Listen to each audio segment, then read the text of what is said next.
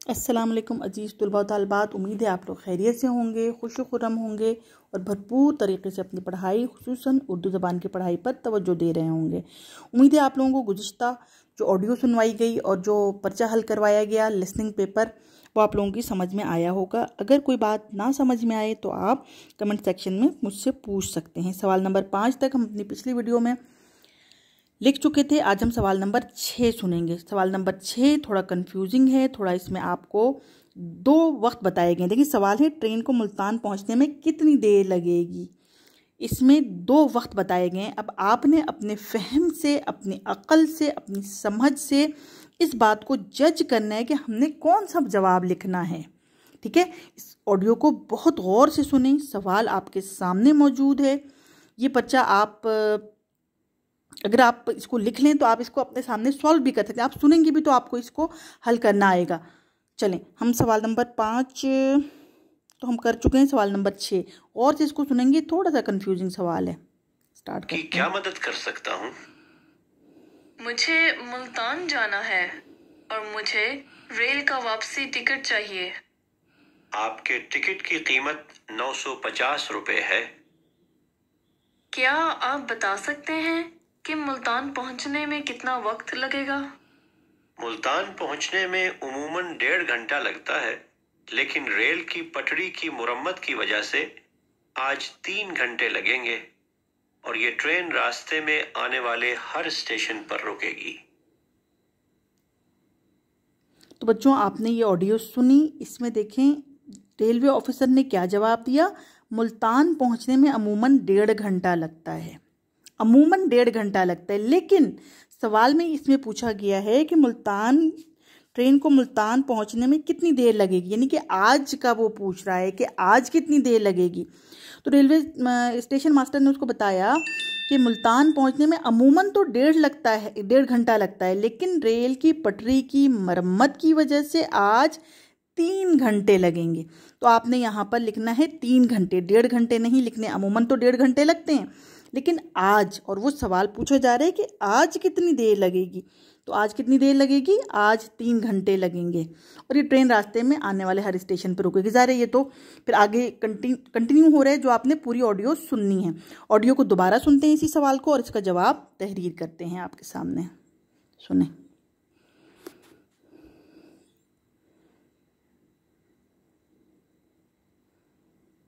सवाल नंबर 6। जी फरमाइए, मैं आपकी क्या मदद कर सकता हूँ? मुझे मुल्तान जाना है और मुझे रेल का वापसी टिकट चाहिए। आपके टिकट की कीमत 950 रुपए है। क्या आप बता सकते हैं कि मुल्तान पहुंचने में कितना वक्त लगेगा? मुल्तान पहुंचने में उमूमन 1.5 घंटा लगता है, लेकिन रेल की पटरी की मुरम्मत की वजह से आज 3 घंटे लगेंगे और ये ट्रेन रास्ते में आने वाले हर स्टेशन पर रुकेगी।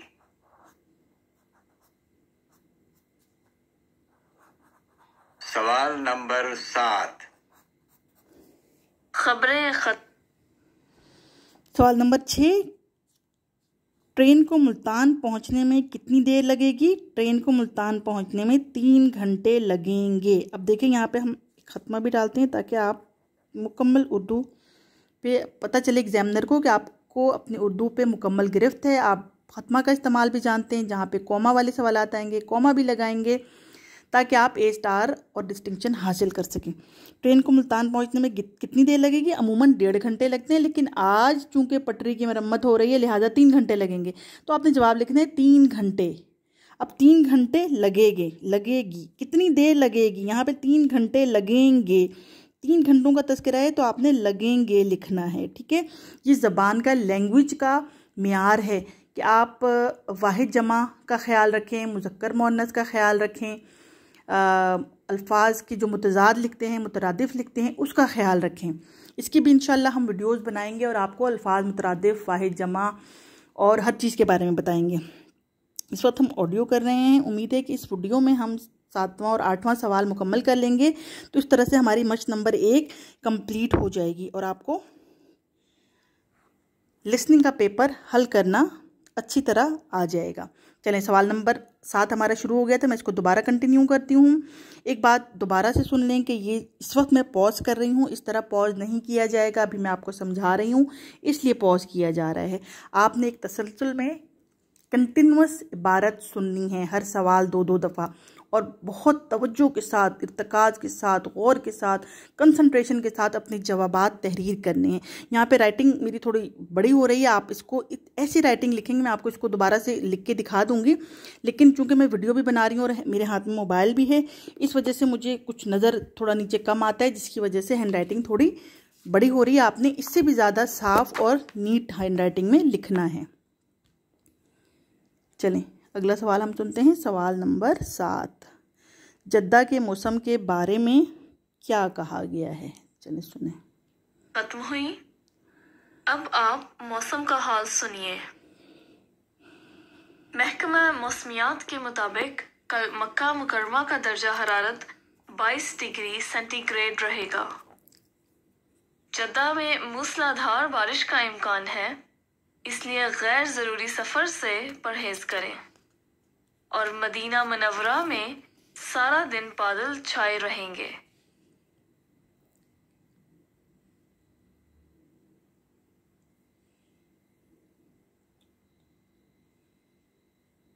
सवाल नंबर 7।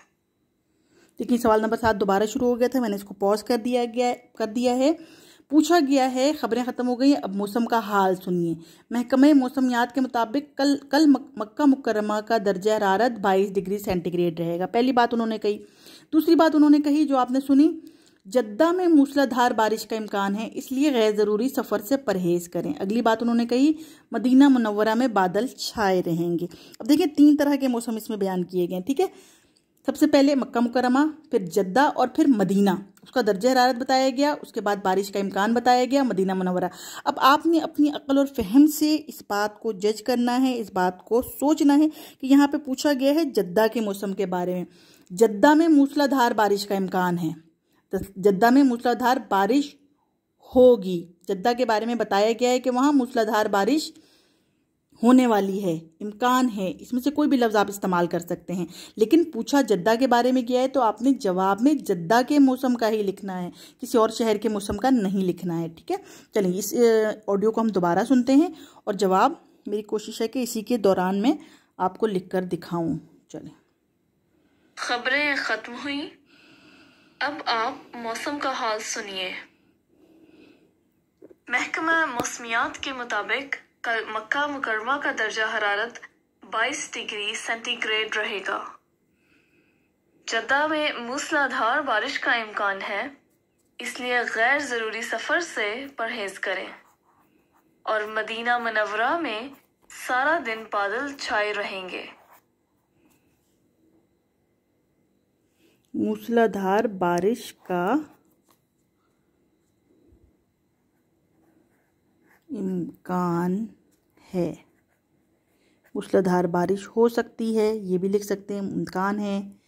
सिर्फ मूसलाधार बारिश भी लिख लेंगे, लेकिन बेहतर ये है कि हम एक मुकम्मल जुमले की सूरत में जवाब लिखें, तो ये ज़्यादा बेहतर बात है। डिपेंड करता है आपके पास वक्त कितना है, आप कितनी तेज़ी से लिखते हैं, आप कितना इस इबारत को सुनकर समझ रहे हैं। पढ़ के इबारतें तो आपने बहुत की हैं, सुनकर इबारत को करने में आपको टाइम का बहुत ज़्यादा ख्याल रखना पड़ता है, आपको वक्त का बहुत ज़्यादा ख्याल रखना पड़ता है। लिहाजा इस वक्त के बारे में भी सोचें, मशक़ इतनी ज़्यादा करें इन तमाम सवालात को, पर्चे को हल करने की, कि आपको ये मुश्किल ना लगे। अब देखिए, हम सवाल नंबर 7 तक पहुँच गए, सवाल नंबर 8 है। इंशाल्लाह हम इसी वीडियो में पहली मशक़ हम कंप्लीट कर लेंगे, फिर अगली वीडियो में हम मशक़ नंबर 2 की तरफ चलेंगे। मशक़ नंबर 2 मशक़ नंबर 1 से बिल्कुल मुख्तलिफ है। चलें, मशक़ नंबर 1 का सवाल नंबर 7 हम कर चुके हैं, सवाल नंबर 8 हम सुनेंगे। ऑडियो सुने। सवाल नंबर 8। जी फरमाइए, मैं आपकी क्या मदद कर सकती हूँ? मुझे ये सरकारी खत भेजना है और मैं नहीं चाहता कि ये खत गुम हो जाए। रजिस्ट्री के जरिए भेजें तो 460 रुपये लगेंगे, जबकि आम डाक के जरिए भेजें तो इसके 150 रुपये हैं। ये लीजिए रजिस्टर्ड खत की रकम, शुक्रिया। ऑडियो ख़त्म हो गई इस वक्त सवाल नंबर 8 की। अब आपने दोबारा सुनना है, मैंने पॉज कर दिया इस वक्त। पूछा है ख़त रजिस्टर डाक के ज़रिए भेजने पर कितना खर्च आएगा। अब इन्होंने जवाब में जो आपने इबारत सुनी उसमें बताया है कि ख़त रजिस्ट्री के ज़रिए भेजें तो 460 रुपये लगेंगे, जबकि आम डाक के ज़रिए भेजें तो 150 रुपये लगेंगे। अब आपने इसको गौर से अकल के साथ इसको समझने के बाद इसको तहरीर करना है, समझने के बाद लिखना है। 150 रुपये भी बोले गए, 460 रुपये भी बोले गए, लेकिन यहाँ पे पूछा जो जा रहा है वो ये है कि ख़त रजिस्टर्ड डाक के ज़रिए भेजने पर कितना खर्च आएगा। ऑडियो को दोबारा सुने, गौर करें इसके ऊपर, और मैं दौराने ऑडियो जवाब आपको लिख कर दिखाऊंगी। ऑडियो सुने।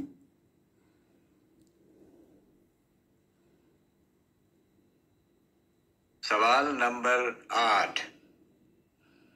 जी फरमाइए, मैं आपकी क्या मदद कर सकती हूँ? मुझे ये सरकारी खत भेजना है और मैं नहीं चाहता कि ये खत गुम हो जाए। रजिस्ट्री के जरिए भेजें तो 460 रुपये लगेंगे, जबकि आम डाक के जरिए भेजें तो इसके 150 रुपये हैं। ये लीजिए रजिस्टर्ड खत की रकम। शुक्रिया।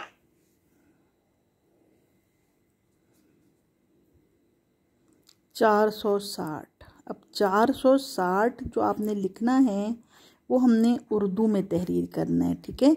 हम इंग्लिश वाला नहीं तहरीर करेंगे, बेहतर यही है। 460 यहाँ पे आप इस तरह भी तहरीर कर सकते हैं। 460 कितना खर्च आएगा? 460 रुपये का खर्च आएगा। मुकम्मल भी लिख सकते हैं, 460 भी लिखें तो भी ठीक है। या 460 का खर्च, कितना खर्च आएगा? 460 का खर्च आएगा। बेहतर ये है कि आप लिख देंगे 460 रुपये का खर्च आएगा। 460 रुपये का खर्च